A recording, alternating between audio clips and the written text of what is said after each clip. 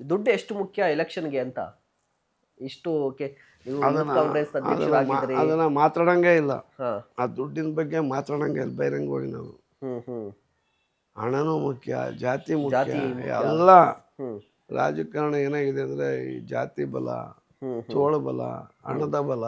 ಹ್ಮ್ ಆಗಿನ ರಾಜಕೀಯಕ್ಕೆ ಅಂದ್ರೆ ನೀವು ಯೂತ್ ಕಾಂಗ್ರೆಸ್ ಅಲ್ಲಿ ಇದ್ರಿ, ಆಗಿನ ರಾಜಕೀಯಕ್ಕೆ ಈಗಿನ ರಾಜಕೀಯಕ್ಕೆ ಏನ್ ಅನ್ಸ್ತಾ ಇದೆ ನಿಮ್ಗೆ? ಭಾರಿ ವ್ಯತ್ಯಾಸ. ಹ್ಮ್ ಆಗ ನೋಡ್ರಿ ಇಂದಿರಾ ಗಾಂಧಿ ಇದ್ರು, ರಾಜೀವ್ ಗಾಂಧಿ ಅವರು ಇದ್ರು. ಹ್ಮ್ ನಮ್ಮ ಕಣ್ಣು ಮುಂದೆನೆ ಹ್ಮ್ ವಿಧಾನಸೌಧ ನೋಡಿದೇ ಇರೋನು, ಬೆಂಗಳೂರು ನೋಡಿದೇ ಇರೋನು ವಿಧಾನಸಭೆ ಸದಸ್ಯನಾಗಿ ಬರ್ತಾ ಇದ್ದ. ಓಕೆ. ಹಾ.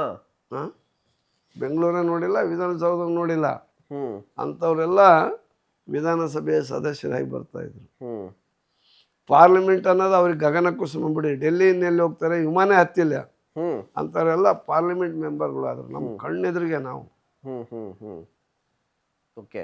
ದೇವರಾಜ ಅರಸು ನಂತರ ಬಂದಂಥ ನಮ್ಮ ಕಾಂಗ್ರೆಸ್ ಸರ್ಕಾರ ಇದೆಯಲ್ಲ, ಹ್ಮ್ ಭಾಳ ಬಡವರು ದುರ್ಬಲರಿಗೆ ಟಿಕೆಟನ್ನು ಕೊಟ್ಟು ಅವ್ರನ್ನ ಶಾಸಕರನ್ನಾಗಿ ಮಾಡಿದರು, ಹ್ಮ್ ಸಂಸತ್ ಸದಸ್ಯರನ್ನಾಗಿ ಮಾಡಿದರು, ಮಂತ್ರಿಗಳನ್ನಾಗಿ ಮಾಡಿದರು. ಹ್ಮ್ ಹ್ಮ್ ಇಂದಿರಾ ಗಾಂಧಿ ಅವರ ಆಳ್ವಿಕೆಯಲ್ಲಿ ಅಂತೂ ಕೂಡ 70ರ ದಶಕದಲ್ಲಿ ಹ್ಮ್ ಈ ನಮ್ಮ ದೇವರಾಜ ಅರಸುರವರು ಅತ್ಯಂತ ದುರ್ಬಲ ವರ್ಗದವರಿಗೆ ಹ್ಮ್ ರಾಜಕೀಯ ಶಕ್ತಿಯನ್ನು ಕೊಟ್ಟರು, ಆರ್ಥಿಕ ಶಕ್ತಿಯನ್ನು ಕೂಡ ಕೊಟ್ಟರು.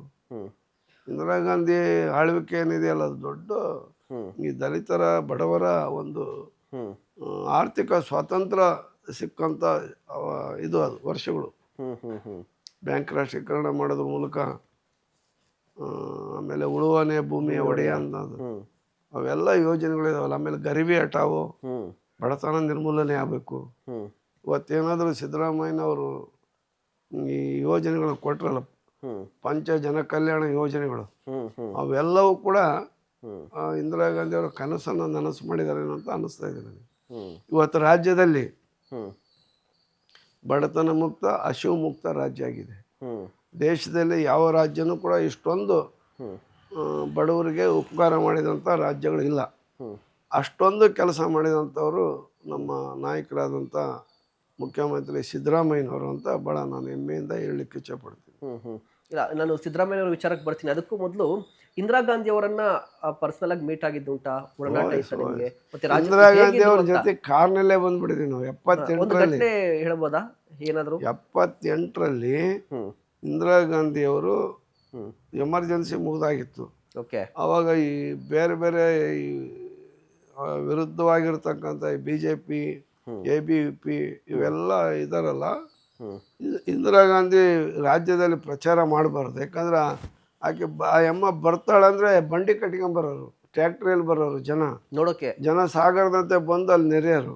ಹ್ಮ್ ಈಗ ನಾವು ಸಭೆ ಮಾಡ್ಬೇಕು ಅಂತಂದ್ರೆ ಎಲ್ಲ ಕಡೆಗೂ ಕೂಡ ಬಸ್ ಸೌಕರ್ಯ ಮಾಡಿಕೊಡ್ಬೇಕು, ಕಾರ್ ಸೌಲಭ್ಯ ಮಾಡಿಕೊಡ್ಬೇಕು, ಬೇರೆ ಬೇರೆ ವ್ಯವಸ್ಥೆ ಎಲ್ಲ ಮಾಡಿ ಜನನ ಕರೆ ತಂದು ಬಲವಂತವಾಗಿ ಕುಂದ್ರಿಸಿ ನಮ್ಮ ಭಾಷಣ ಕೇಳ್ರಿ ಅಂತಂದೇಳಿ. ಅವಾಗ ಇಂದಿರಾ ಗಾಂಧಿ ಬರ್ತಾಳೆ ಅಂತ ಗೊತ್ತಾಗ್ಬಿಟ್ರೆ ಬಾಯಿಂದ ಬಾಯಿಗೆ ಪ್ರಚಾರ, ಗೊತ್ತಾಯ್ತಾ?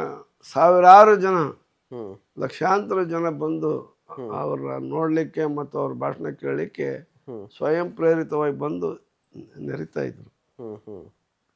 ಆ 78ರಲ್ಲಿ ಅವ್ರು ಚುನಾವಣೆಗೆ ಬಂದ್ರಲ್ಲ, ಅಲ್ಲೆಲ್ಲೇ ಕಲ್ಲು ಹೊಡೆಯೋದು ಅವ್ರಿಗೆ.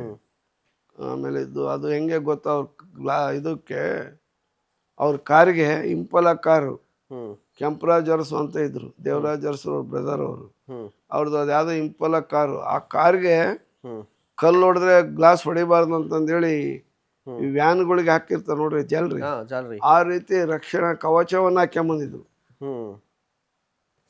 ಅಲ್ಲಿ ಬರ್ತಾ ನಾವು ಅಲ್ಲಿ ದಾವಣಗೆರೆ ಮುಗಿಸ್ಕೊಂಡು ಜಗಳೂರು, ಚಳ್ಳಕೆರೆ, ಹಿರಿಯೂರಿಗೆ ಬರಬೇಕಾಗಿತ್ತು. ಅಲ್ಲಿ ಕಾರು ಕೆಟ್ಟೋಗ್ಬಿಡ್ತು, ಅವ್ರ ಕಾರೇ ಕೆಟ್ಟೋಗ್ಬಿಡ್ತು.